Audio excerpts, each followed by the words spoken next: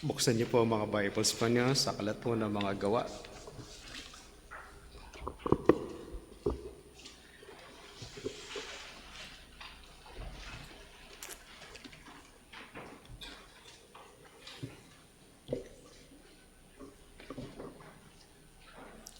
Acts chapter 18.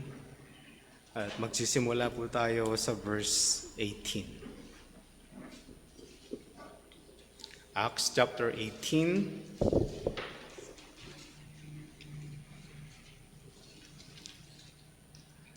Verse 18. After this, Paul stayed many days longer, then took leave of the brothers and set sail for Syria, and with him Priscilla and Aquila. At Cenchrea, he had cut his hair, for he was under a vow. And they came to Ephesus, and he left them there. But he himself went into the synagogue and reasoned with the Jews. When they asked him to stay for longer period, he declined. But on taking leave of them and said, I will return to you if God wills. And he set sail from Ephesus.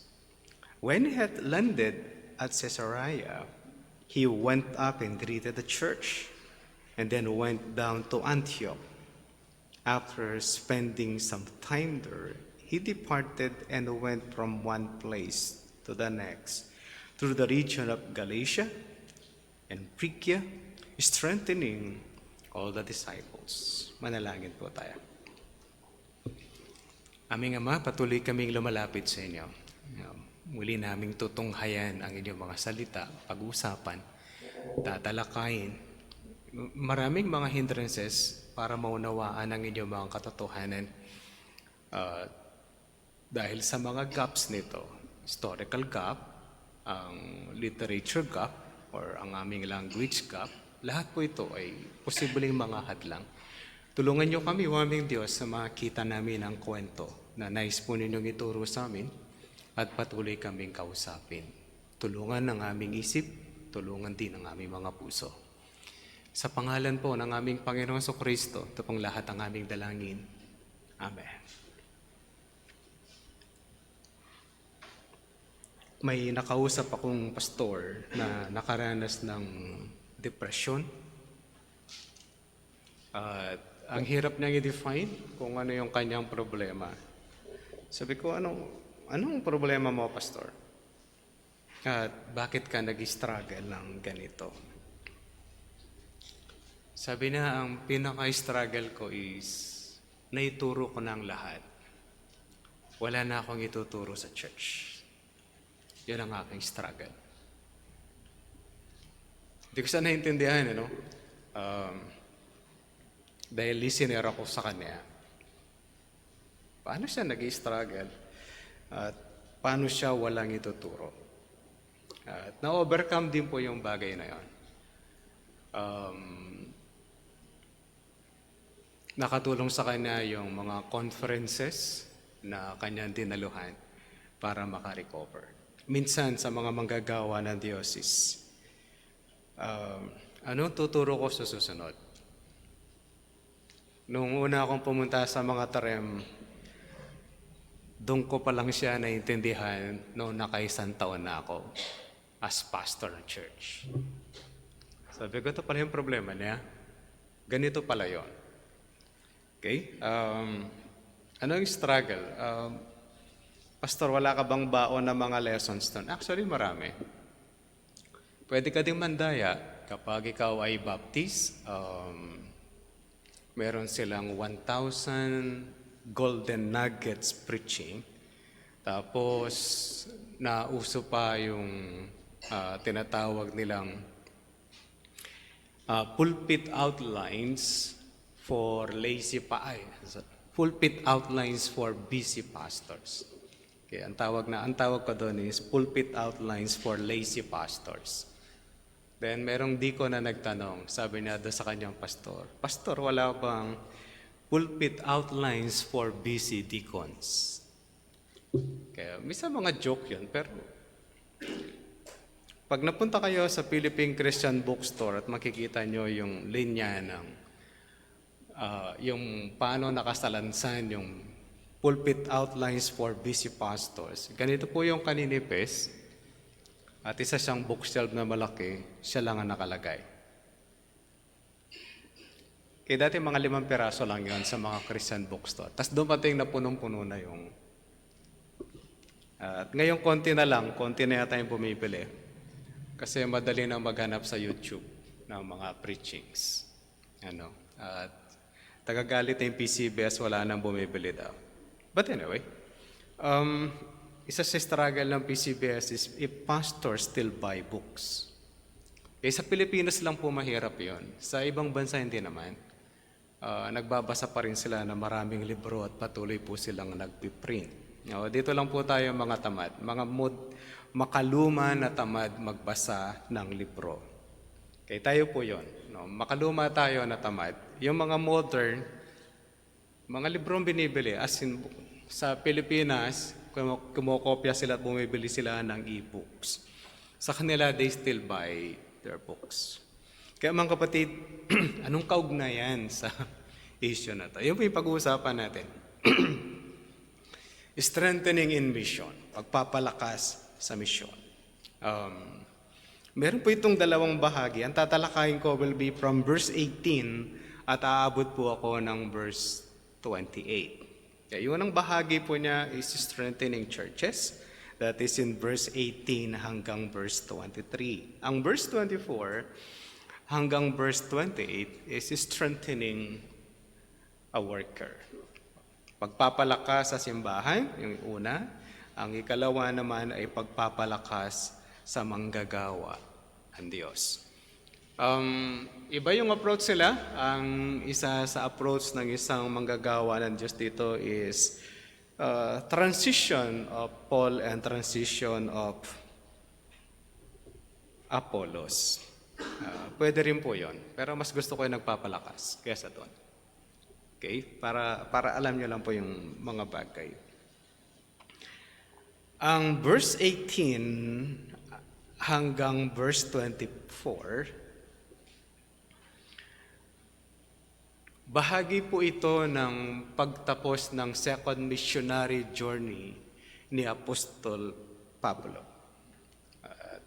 Pabalik na siya sa Antioch. At pag sinabing going back to Antioch, magre-report po si Paul sa simbahan na nag-send sa kanya at nagdi-discuss sila ng mga maraming bagay.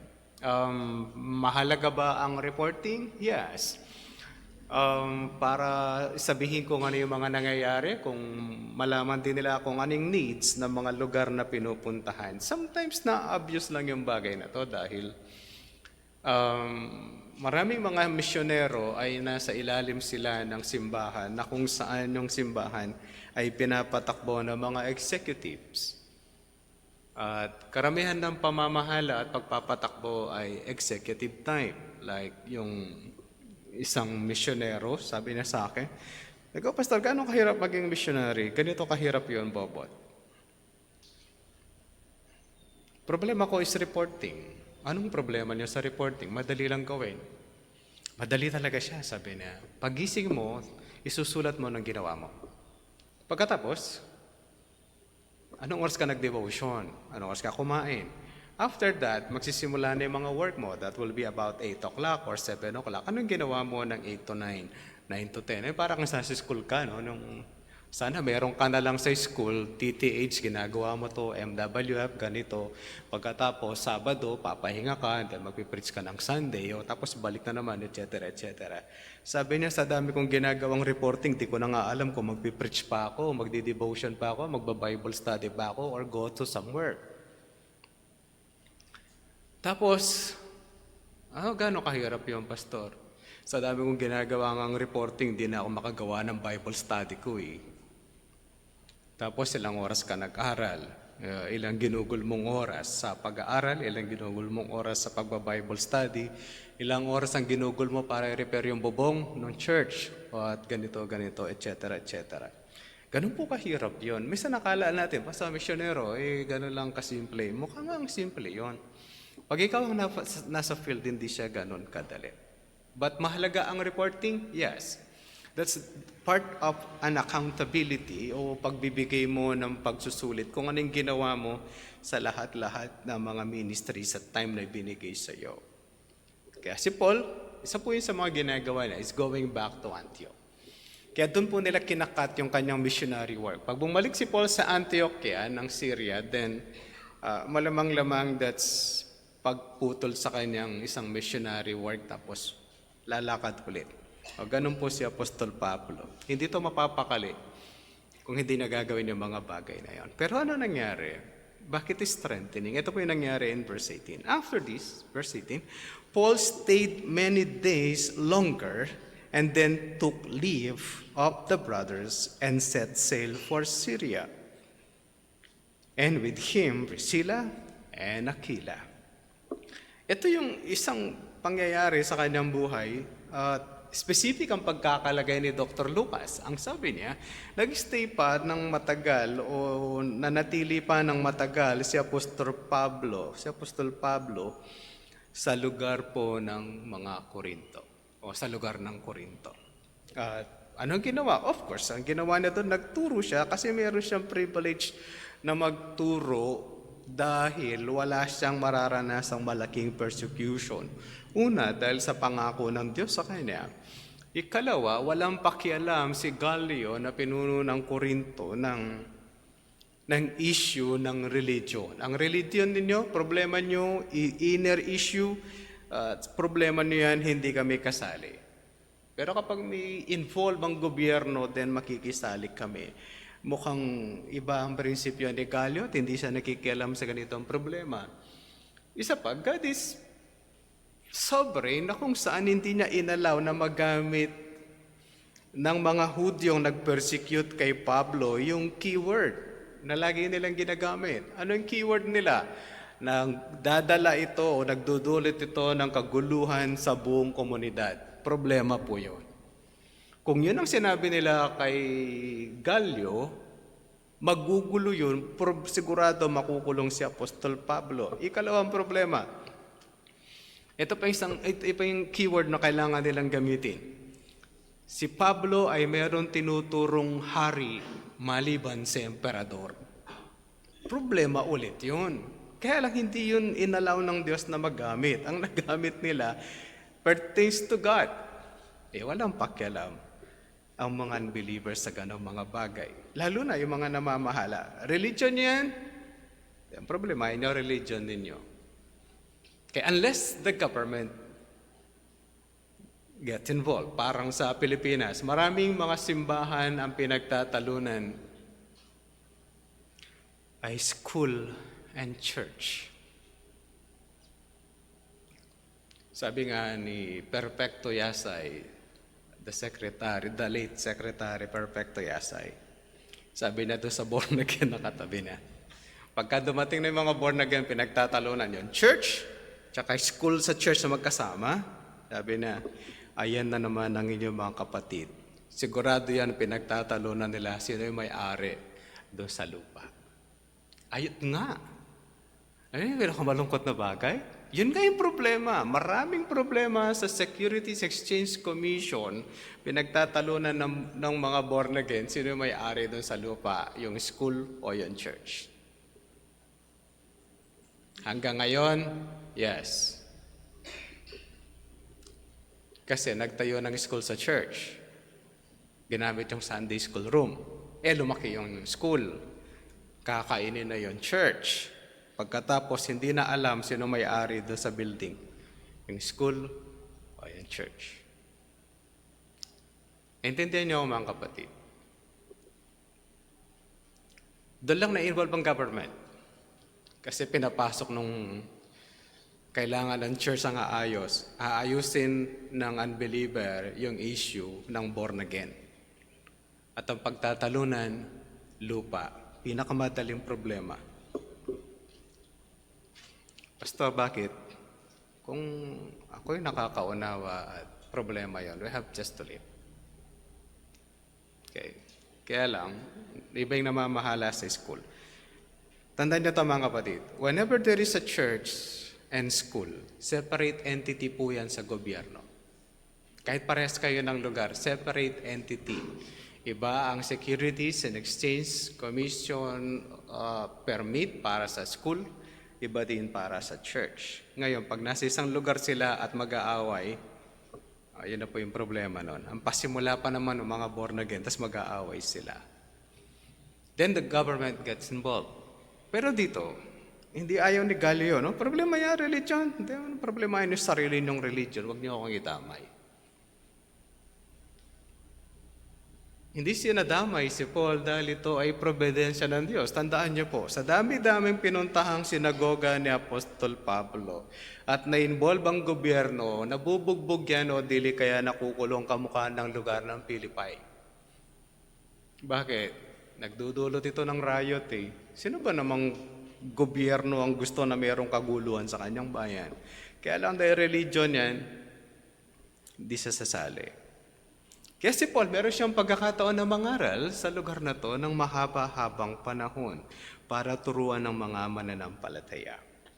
And then kailangan na rin siyang bumalik sa Syria. Syria, nandun po ang simbahan na nag-send sa kanya, the Antiochian Church. Yun po yung nagpadala sa kanya sa lugar na yon o sa pagmimisyon. And then meron siyang isinama, si Priscilla at Aquila. Ito po yung sinasabi ko sa inyo last time.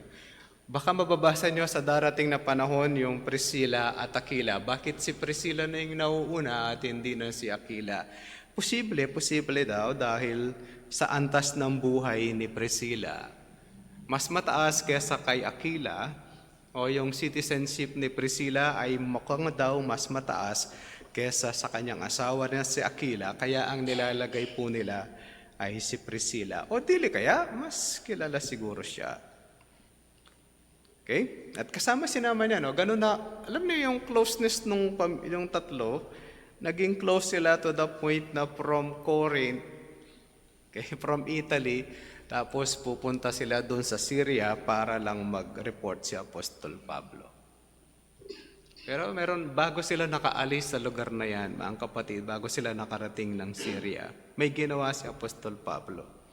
Sabi niya, at Cenchrea, he had cut his hair for he was under a vow. Maraming assumption. Baka daw si Pablo ay isang Nazirite, kamukha ng Panginoong Jesucristo, mga ipinangako. Ito yung mahirap sa child dedication. Kakaroon ng child dedication, naghahalo-halo ang child dedication. Kung ang child dedication, ito ba ay dedication kamukha ng isang Nazirite? Okay. Si Samuel ay isang Nazirite. Si Samson, isa ring Nazirite.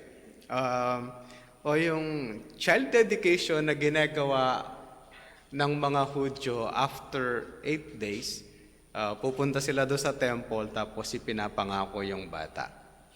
Ang Nazirite o yung pangangako ng mga magulang sa Old Testament na tinatawag nating ginagamit minsan sa child dedication, ginagawa lang po yun sa panganay na lalaki.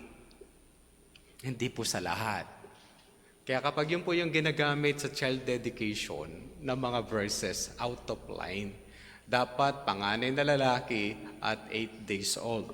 Hindi birthday. Okay? Kaya lang, madodoble kasi ng handa kapag dedication, tapos hindi siya birthday. Yung iba naman, fiesta. Kasabay ng fiesta, handaan na rin. Ano sa atin, Pastor? Para sa akin, pag sinasabi natin dedication is, you make a promise, wag natin kukuhanin yung sa Nazarite kasi hindi mo pwedeng ipagupit yan kahit na magmukha ng mongho yung bata. Pagdating ng 30, doon palang ipapagupit. Anong itsura ng anak ninyo? Baka maproblema yan sa school. Sabihin, ano yung anak mo? LGBTQ ba yan? O ano? Huwag ganito yung buhok. Kailangan ipagupit. Tapos kapag nabalik pa yung training ng military, kailangan siyang nakagupit. 18 ka pa lang dun eh. Meron pa siyang 12 years para bago mo siya mapagupit. Kaya yung issue pag sinabing child dedication, it's simply pangangako ng magulang sa Diyos na palalaki niya yung bata sa salita ng Diyos. Mas better ang mark. Okay, do not hinder the children na paglapit sa akin. Yung po yung mas pinaka-appropriate pag tinatawag natin yung child dedication. Hindi pwede ang Old Testament. Mahihirapan tayo. Panganay na lalaki, tapos pati batang babae dinededicate. Okay? At hindi po yun binyag. Kaya yung pinakamahirap, kukuhanin lahat ng ninong yung gusto niyang maging kumpare. Alam niyo, nakakatawa yung mga born again. Kukuha ka ng ninong, gusto mo maging kumpare, pati unbelievers. Hindi ko siya maintindihan. Promise yun na ipalalaki mo yung bata sa salita ng Diyos, tapos may unbeliever. Sino? Ang point nun is, kapag hindi mo magawa yung responsibilidad mo, yung ninong ang magre-remind sa'yo na palalakihin mo yung bata sa salita ng Diyos. Paano ka i-remind ng unbeliever na gagawin mo yon?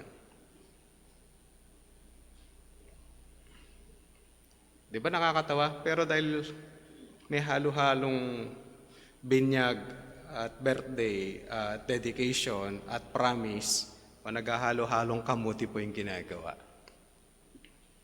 Tapos gusto sa church. Isang tanong ko, bakit gusto niya sa church? Magulo sa amin. O di ayusin niyo yung bahay niyo. Magulo pala sa inyo eh. Paano yung palalakihin yung anak ninyo sa bahay ninyong magulo? O di ayusin niyo muna yung bahay. Dedication lang, di nyo maayos yung bahay po ninyo. But anyway, isa lang sa mga issues po yun na pinapangako. Yung pasara ng kaugnayan dyan, si Pablo kasi mukhang Nazirite ang kanyang pangako. Dito pa lang siya magpapagupit. Kung dito lang siya magpapagupit, malamang-lamang age nito 30 o 30. Okay? Pastor, paano yun? Dapat pa nilang ginagawa. Pwede nilang gawin, Hudyo kasi sila. It's part of their tradition. No, kaya sabi nung isang mga ngaral, transition yan. Mukhang transition nga. Paul will be magpupure Christian principle na po yung kanyang gagamitin. Last na siguro ito. No, yung gagawin pa din ang pagtutuli kay Timothy. Bakit? Dahil si Timothy ay isang Hudyo. It's a covenant between God and the Jew. Kaya ito po yung mga practices nila na ginagawa even sila ay na-born again. At si Pablo magpapagupit. Ang principle is Nazirite. At makikita niyo po yun sa aklat po ng Numbers.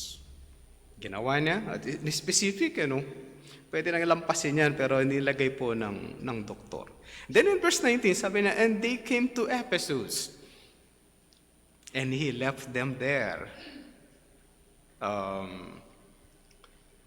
Kapag may mapa kayo, magandang tingnan yan. From Cenchrea, tapos pupunta sila sa lugar po ng Turkey. Okay, from Italy to Turkey, yun po yung kanilang nilakbay. Pastor, yung nandun sa verse 18, sabi na sa Syria, yan nga nila, tinravel nila na. They went to Syria, pero meron pa siyang ginawa doon sa Italy, tapos pupunta sila ng Ephesus.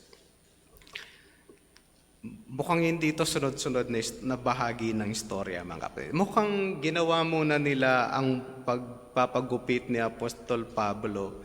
Then they went to Syria, and then pupunta sila ng Ephesus. Ang nilakbay, Italy, tapos pupunta ng Syria, tapos babalik ulit sila sa Turkey. Yun po yung mapa natin. Syria, Italy, pupunta sila sa Syria, yung gumegera ngayon sa Israel. Pagkatapos pupunta sila ng Turkey. Okay? Yun po yung kanilang nilakbay. Kung magulo po ako, tingnan niyo yung mapa niyo din sa likod. Kung meron pong mapa yung po yung mga Bibles. Tapos anong ginawa? Iniwan yung mag-asawa doon sa Ephesus. At meron silang malaking role na gagawin sa verse 24. Pero dito, iniwan sila para saan? Is their mission? Mag-stay sila doon siguro titingnan po yung lugar for mission purposes. Si Pablo, hindi nag-stay. Pero, okay, bago siya lumisan, yung paborito niyang ginagawa, synagogue. Galit na galit yan, di ba? Sabi niya, ayaw ninyo akong nangangaral dito. Ayaw niyo ako. Simula ngayon, lalayasan ko na kayo, mga Hudyo. Okay. Na-imagine yung galit niya, no? Alam niyo, nagtuturo siya sa synagogue, tapos kinalaban siya ng mga Hudyo mismo, tapos they oppose him, inireklamo pa siya sa kanilang gobernador. Kaya nasabi ni Paul, lalayasan ko ng mga Hudyo. Last, di niya matitiis. Okay. Pagdating lang Ephesus, okay, iiwan lang yung dalawang mag-asawa doon, si Priscilla at si Aquila. Pero si Pablo hindi niya matitiis ang kanya mga kapatid o mga kababayan. Balik siya sa sinagoga. Sabihin niyo, Pastor, sinungaling si Pablo. Hindi po siya sinungaling. Ganun po yung pagmamahal niya sa kanyang bayan. Ipapangaral at ipapangaral niya ang salita ng Diyos ng maayos sa lugar na to habang may pagkakataon po siya. Ganun po yun. Pastor, napikon siya. Siguro nagalit siya Sabi niya, papagpagan ko na kayong paa. Mukhang sa Corinth lang yun. Pagbalik niya sa Ephesus, may church. Merong synagogue. Anong ginawa? Nangaral siya at nagipagdialogo sa mga Hudyo. Ito po yung magandang pangyayari. Gusto nila mag-stay si Paul sa Ephesus. Hindi yan ginusto ni Apostol Pablo na mag-stay, kailangan siyang lumisan. Di po natin alam kung anong dahilan. Pero ang lugar po ng Ephesus, o ang simbahang mabubuo dito, kung mayroong pinagpalang church, ito yon.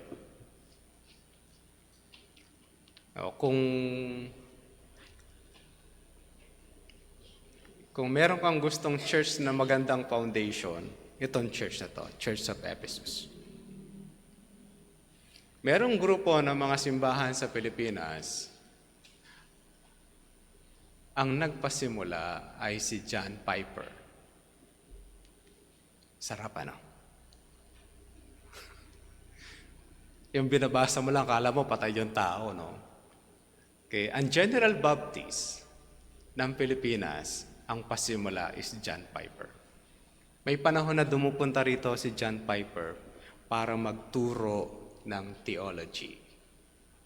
Parang semi-Bible school po nila. No? Si John Piper mismo. Ngayon ang hirap-hirap papuntahin sa Pilipinas yun. Pero noong pasimula ang General Baptist sa Pilipinas, ayon dun sa anak ng disciple ni John Piper, pumupunta daw si John Piper po dito. No, ganun ka. Parang ganda doon ka nag-church, ano? Tapos ang teacher mo, yung writer ng book. No, merong isang pinadala si John Piper daw sa kanila, meron silang conference. May mga Pilipinong magagaling, ano? What's the nuance of the word? Sabi daw. Ito yung ginawa ng teacher. Sinulat yung buong verse sa Greek. Hindi siya nakatingin sa Bible niya. Sinulat niya yung verse sa Greek. Sabi niya, anong word dito tinatanong mo? Naupo yung Pilipino na nahimik na, sorry, I just want to know the nuance. Sabi niya. Siyempre, para papakitaan niya, no, mas magaling ako sa'yo kahit Amerikano ka. Nagsulat naman yung Amerikano. Greek. Isang verse, nasaan dito tinatanong mong word? Magtatanong ka pa ba? Sinulat niya yung Greek, di natin tinitignan ang Bible niya Ano yun? Yung mga nagmamagaling, maraming ganun, ano? Kahit po sa pastor, marami kami. Nagmamagaling ka minsan, tapos yung kausap mo sobrang galing. Tatahimik ka lang. Pero ang Ephesus, anong church ang meron? Sino yung mga pastora nandyan? Simple lang. Isa si Apollos, a great orator. Mababasa natin mamaya, yung tutunghayan. Sino pa? Wala, si John the Beloved lang. Sino pa yung pastor nila? Si Timothy. Sino pa? Si Paul. Sino pa yung gusto niyo magtuturo? Ganda ng church, di ba? Karamihan ng mga magagaling na pastor o mga misyonero sa panahon nila at mga apostol, nanto, John the Beloved, ang pinakamalapit sa ating Panginoong Jesucristo sa mga apostles. Si Paul, missionary to the Gentiles. Si Timothy, disciple ni Paul. Si Apollos, disciple ni Aquila and Priscilla, one of the great orator ng mga ngaral ng New Testament.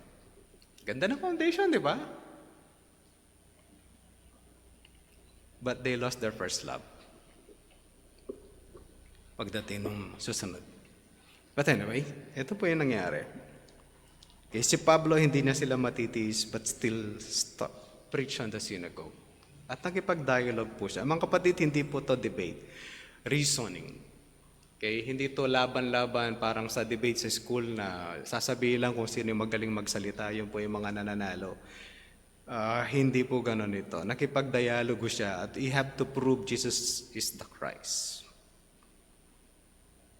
But tumalis siya mga kapatid for anong kanyang ginawa. Sabi na babalik ako ulit. Bumalik nga yan. No? Ganun na po kamahal din ang Ephesian Church. And then in verse 22, when he had landed at Caesarea, he went up and greeted the church. Titingnan niya na naman yung mapa. Nasa Middle East na naman tayo. Ang bagod naman na misyonero na to. Punta siya ng Middle East. Pagkatapos po, balik po siya. Pumunta siya ulit sa church niya sa Antioch. Pagkatapos ng ilang panahon sa Antioch, umalis po ulit ang misyonero ng Diyos. Saan siya pupunta? Galatia, Phrygia, and strengthening all the disciples. Alam niyo, malapit ang Ephesus dyan Di pa yun ang pinuntahan niya kagad. Malapit ang Ephesus. Sa dami niya nilakbay, sa dami niya mga inikot na bayan, kaya nakarating na siya ng Caesarea, tapos babalik po siya ng Syria, dati sa Antioch. Tapos pupunta siya ng Turkey, that's Asia Minor, sa inyong mga mapa. Okay, pupunta siya ng Turkey, tapos pumunta sa mga simbahan. Anong ginawa sa mga simbahan? Ang sabi po niya, strengthening all the disciples. Siguro naintindihan niyo saan galing ang aking point 1. Mahalaga ba na pinapalakas ang simbahan? Yes. Iba-iba na yung pamamaraan ng pagpapalakas ng simbahan. Pinapalakas sila sa kanilang mission work. Kung dapat ganito ang mga mission work, kaya meron silang missions conference kung paano ginagawa ang kanilang pagmimisyon at abutin ng iba pang mga tao sa balat ng lupa. Pero sa idea ni Apostol Pablo, pag-strengthening the churches, that is teaching them sa Scripture. Tinuturuan sila sa salita ng Diyos. Mahalaga ba na tinuturuan ng mga mananampalataya? Yes.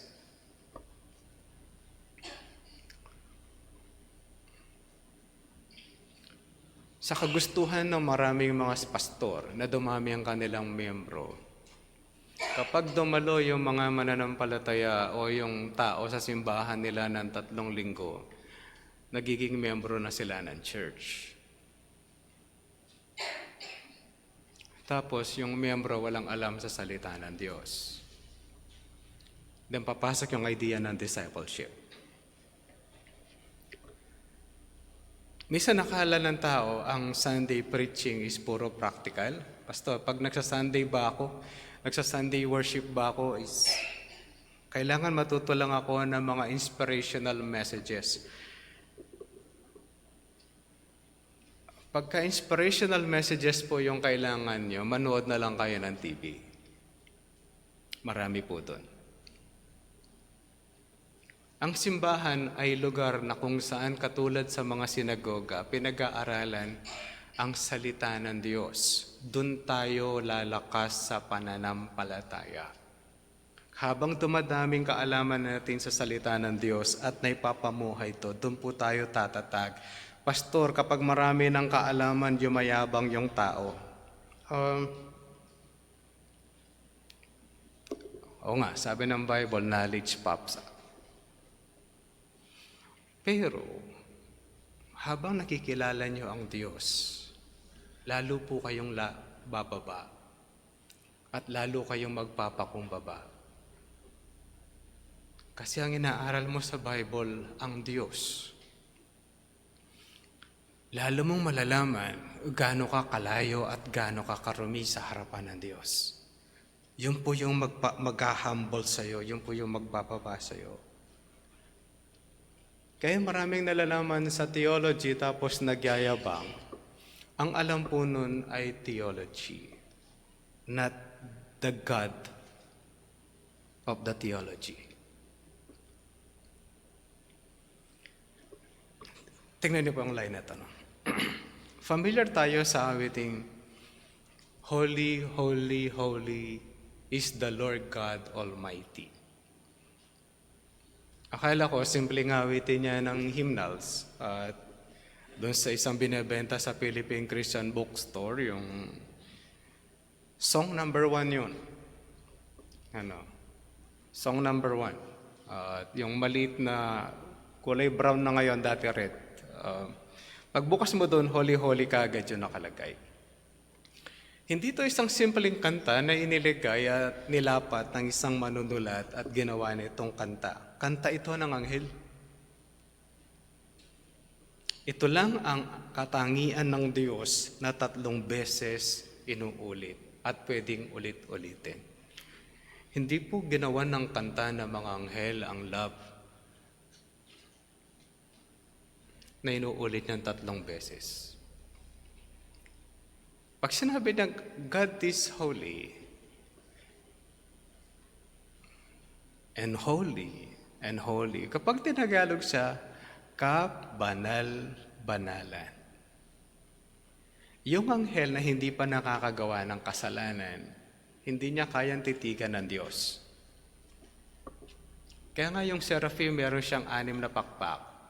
Hindi natin alam kung that was the real design ng Diyos para 6 yung pakpak, yung 2 pakpak niya pantakip sa mukha, yung 2 pantakip sa paa, yung 2 panglipad. Bakit sila nagtatakip ng mukha? Kasi daw ang Diyos is holy, holy, holy. Hindi nila kayang titigan ng Diyos. Paano ka magiging mayabang nun? Kung sila hindi nila kayang titigan ng Diyos sa kanyang kabanalan, ako pa kaya? Kapag yung tao mayabang, marami nang alam sa theology, sabi nila, o doktrina, marami nang alam at naging mayabang, hindi na kilala ang Diyos ng theology niya. Dahil bababa ka po nito. Tingnan niyo po yung matatandang magagaling sa Bible, hindi sila mayabang.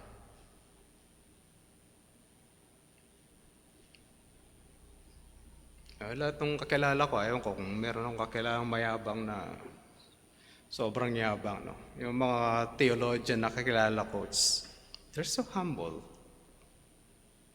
And even treat people with respect.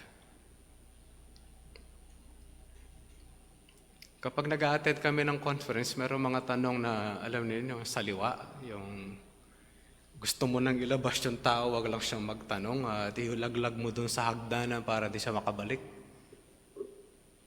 Then, yung patience ng theologian na sumasagot sa conference, kahit na yung ngiti niya ngiting aso na, sasagutin pa rin na with all patience.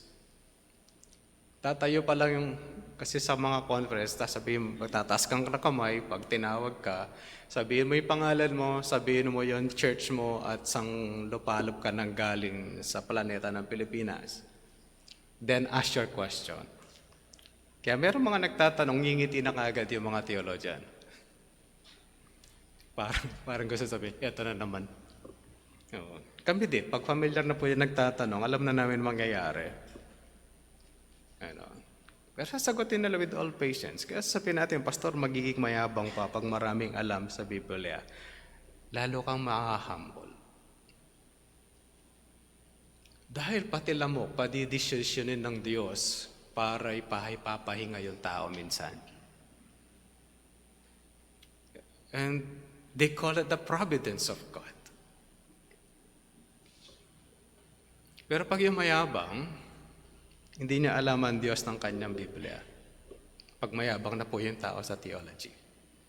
Sabi niya, mas marami kong alam sa inyo at ganito na ako kagaling. Yun po hindi niya alam ang ng Diyos. Kaya strengthening, mag-aaral talaga. Bakit pa sa simbahan? Tinatanong, gaano kayo katagal sa church? Gaano katagal magsasalita yung pastor? 1 oras. Mabait na nga kami. Kapag tinanong niyo yung mga matatandang pastor, gaano sila katagal nangangaral dati? Sasabihin sa iyo 2 at pinakakonti niya 1 hour and a half. Nung una po akong pinagpristo, ubus ko yung buong oras. Sabi nila tatapusin niya yata yung chapter 1 pa lang ako, 1 oras na kasi ako 3 chapter yung kailangan kong tapusin. Dati 1 oras kalahati. Pag natapos ka maaga doon is nagmamadali ka daw sa pangangaral. Bakit kailangan mahaba? Kailangan kasi natin siyang maunawaan. Hindi siya ganun kasimple. Habang dumadaming kaalaman nyo sa salita ng Diyos, then you'll grow. You'll grow more when you apply. And you grow more when you pray about it. Yun po yung strengthening of churches. Kaya po, bakit ako ulit-ulit nagbabasa? Di napapansin pag nag-uulit kayo nagbabasa. Natapos mo na yung Bible, Pastor, bakit ko siya kailangan ulitin? Ulitin mo siya, matututo ka. Pastor, naka-10 ulit na ako. Ulitin mo pa siya, may matututunan ka ulit. Bakit? Hindi ba kayo makakalimutin? Pastor, ako malakas ang memorya ko sa salita ng Diyos. Purihin ng Diyos at meron kang ganong memorya. Salamat naman.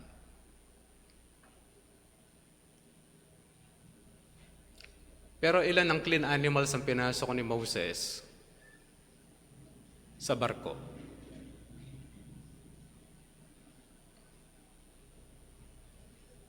Di ba nakalimutan nyo na? Ako din eh. Ilan yung unclean animals na pinasok ni Moses? Maliban doon sa dalawang pares lang yon. Pares. Para ma-retain ang kanyang... pero ilan yung clean animals? Tsaka yung unclean animals na pinapasok ng Diyos?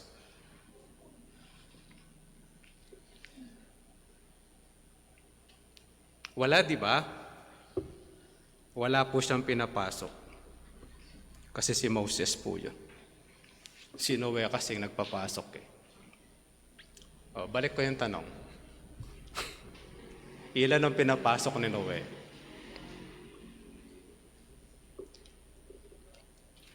Mamaya magbabasa kayo ulit ng chapter 6, 7 ng Genesis. At malalaman niyo po, may ganun ba, Pastor?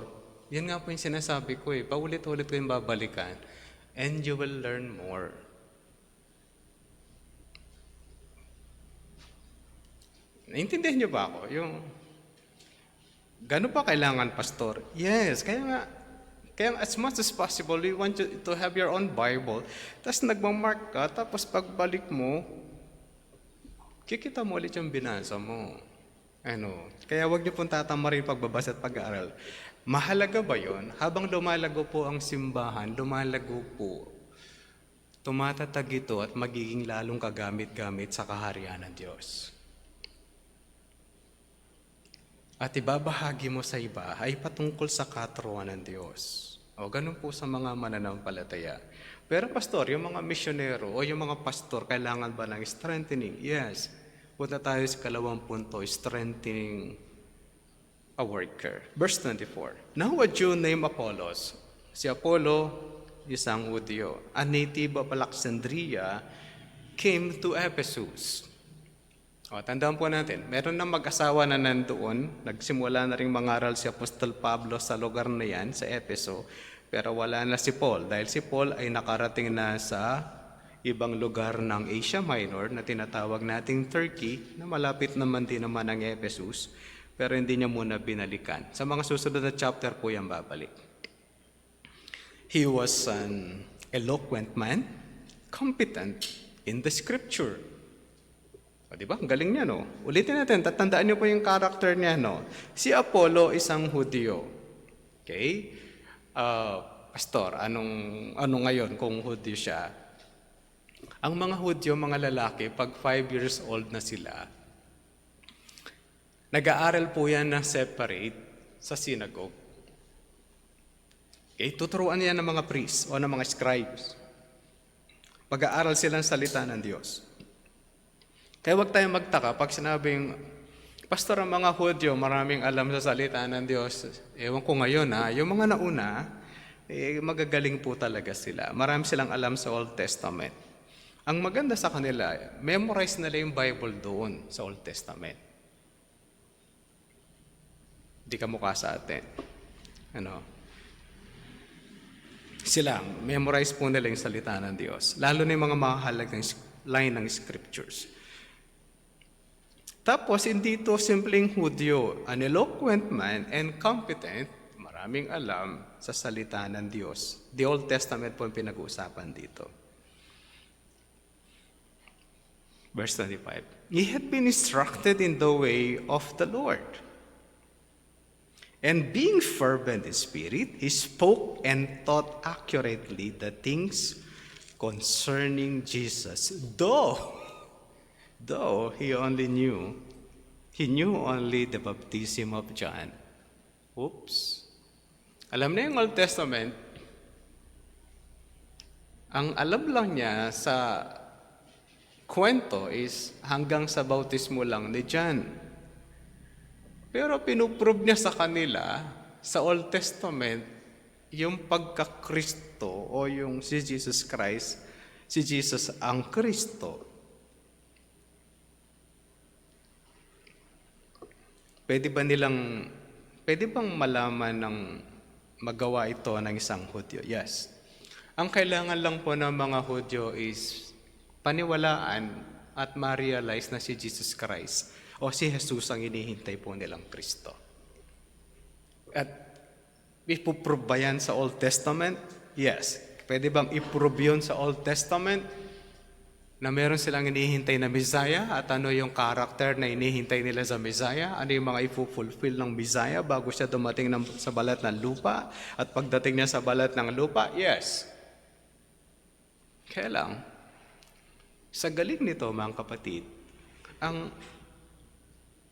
ang alam lang niya is until the baptism of John. The Baptist. Hindi pwedeng ganon. He began to speak boldly in the synagogue, kung saan galing si Paul. But when Priscilla and Aquila heard him, they took him aside and explained to him the way of God more accurately.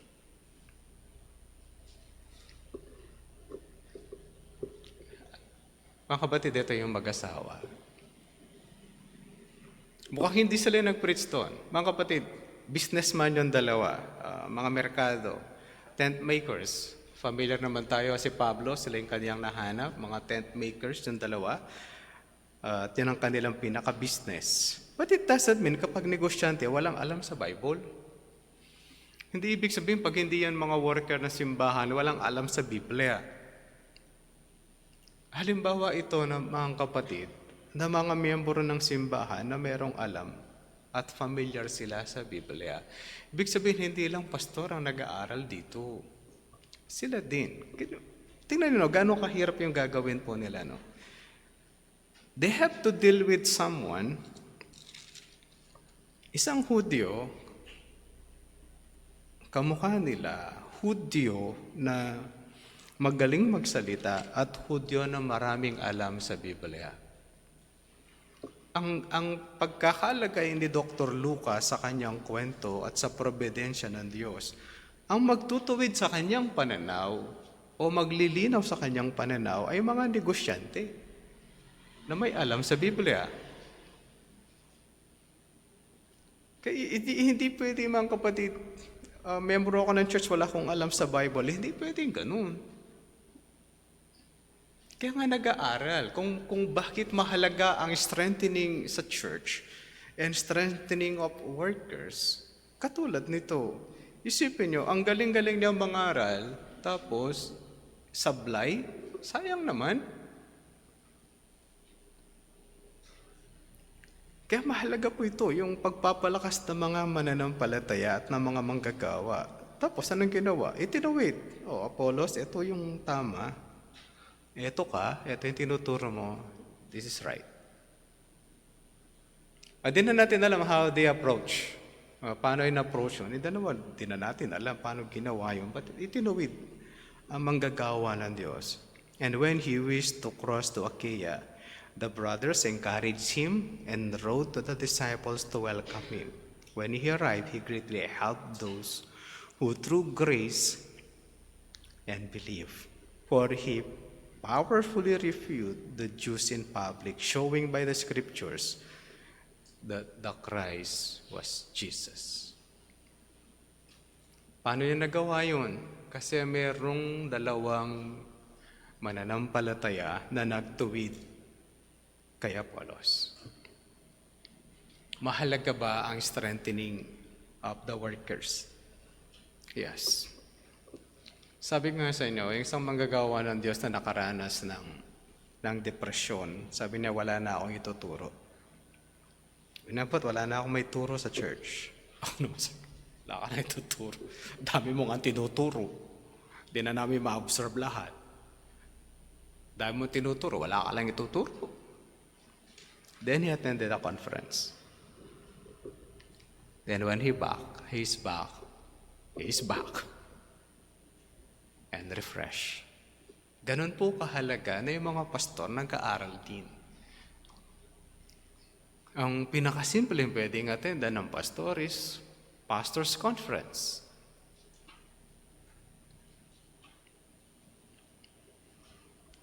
Pastor, yung nagtuturo ba ito, nag-aaral din? Alam niyo ba, no? Ito yung kwento nung isang, di ko alam kung familiar kayo kay Pastor Noel Espinosa.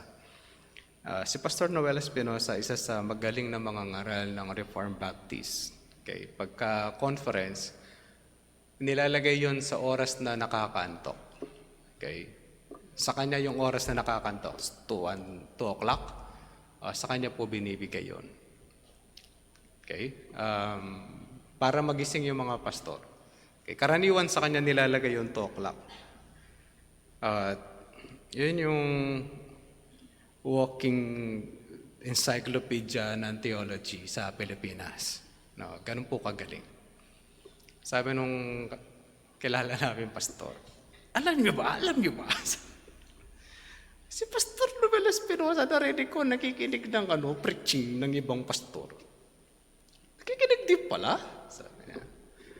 Alam mo, tuwan-tuwa siya, na yung magaling na pastor, kung tawagin na halos namin, walking Bible encyclopedia, nag-aaral pa rin at nakikinig sa ibang mga ngaral for him to grow. No, paano pa kami na walang di ganun kalalim ang kaalaman? Pastor, hindi pa nakukuha lahat yan sa Bible School? Ulitin ko na naman po yung istorya ng Bible School. Sa Bible School, hindi po laging Bible ang pinag-uusapan. At least ang Fabius College of Bible.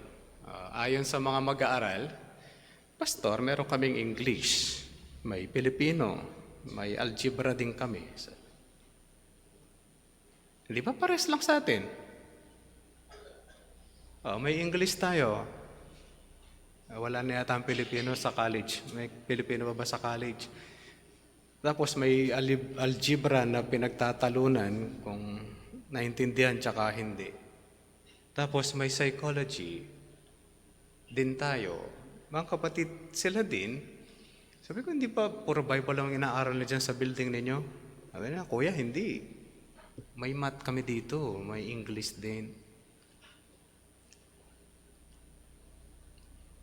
Bakit ang dami nilang alam? Ganito kasi sa mga karaniwan ng Bible School. Meron po silang chapel hour. Araw-araw po yun, from Monday, kasi Tuesday lang po mapasok ang mga Bible School. From Tuesday to Friday, at least ang Fabius po, Meron silang chapel hour, tapos may nangangaral sa kanila mga pastor. Kung 6 na taon ka sa Bible school, ganong karaming matututunan mo doon sa Bible school. Tapos, pag uwi mo sa church mo, may mga ngaral na pastor, magtuturo ng Sunday school. Pag graduate nun, maraming alam. Ganon po kadaming alam nun. Pero, inaral niya ang buong Bible, yun din natin alam. Kasi pag sinabi nilang biblical theology, libro po yun. Hindi po yung approach namin. When we do the biblical theology, that's not our approach. Applied hermeneutics kasi kami. Madami silang alam, maraming may tatanim sa kanila. Paglabas nila, marami silang alam. Pero, mauubos din. Bakit? 52 Sundays meron ang isang taon, at least. Naubos na yung natutunan niyang preaching at narinig niyang preaching sa kanyang Bible school ng isang taon. Ubos na po yun sa isang taon din niya sa pangangaral. Paano kung 10 years na siyang nagpapastor? Kailangan niya ng 520 preachings. Maliban sa may patay, invite ka sa patay, invite ka sa kasal. Hindi naman po pinag-aaralan kung anong message sa patay sa Bible school. Ang sa Bible school is how to do it. Tapos, kailangan niya mag-aral ulit.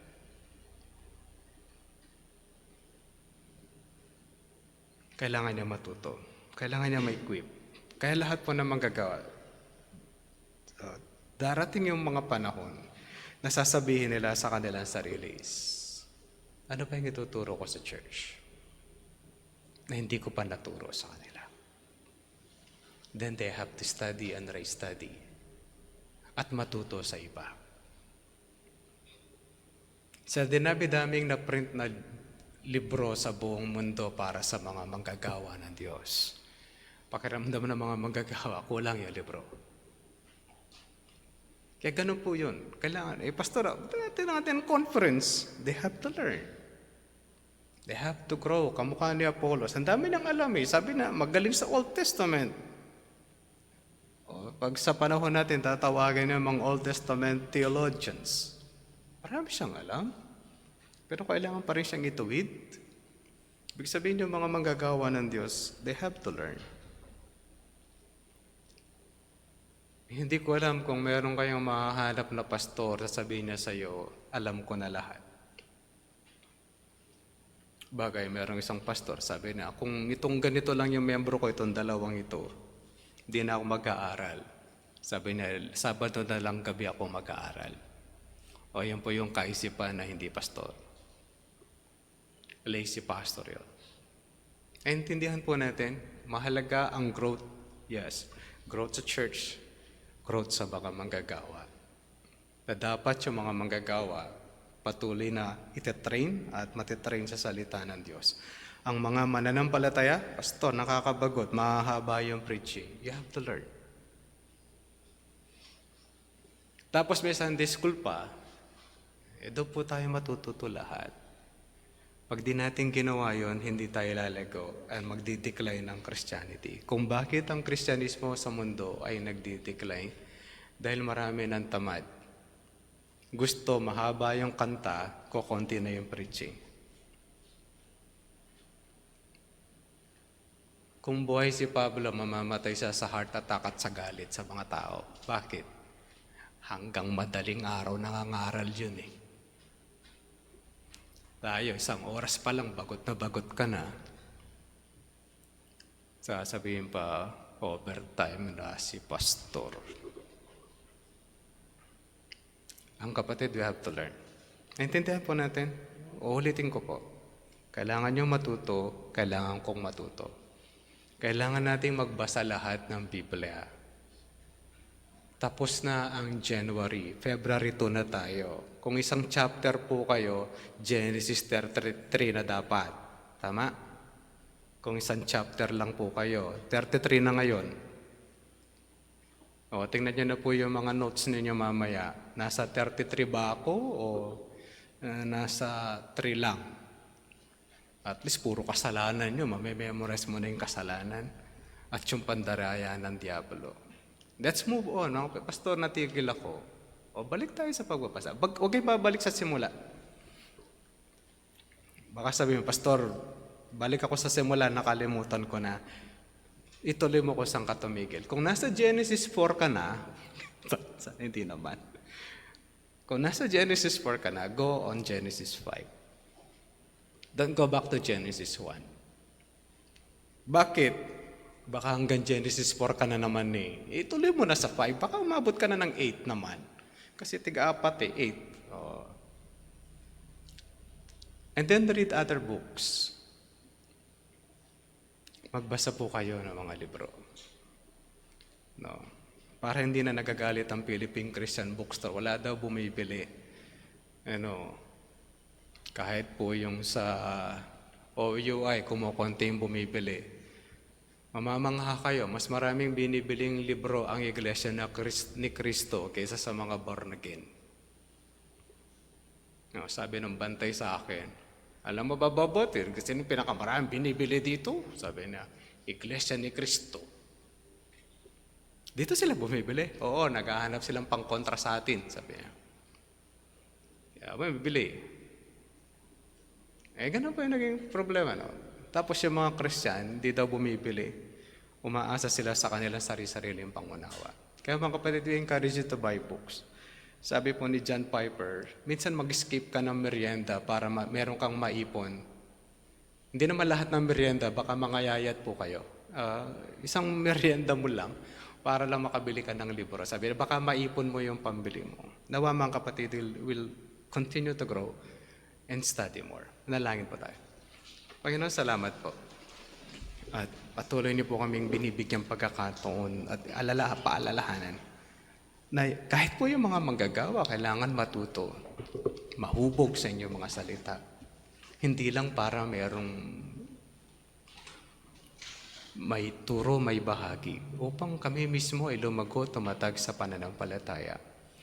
Kung paano po ang mga mananampalataya ay inikot ni Apostol Pablo noon para tulungan sila lumago sa pananampalataya.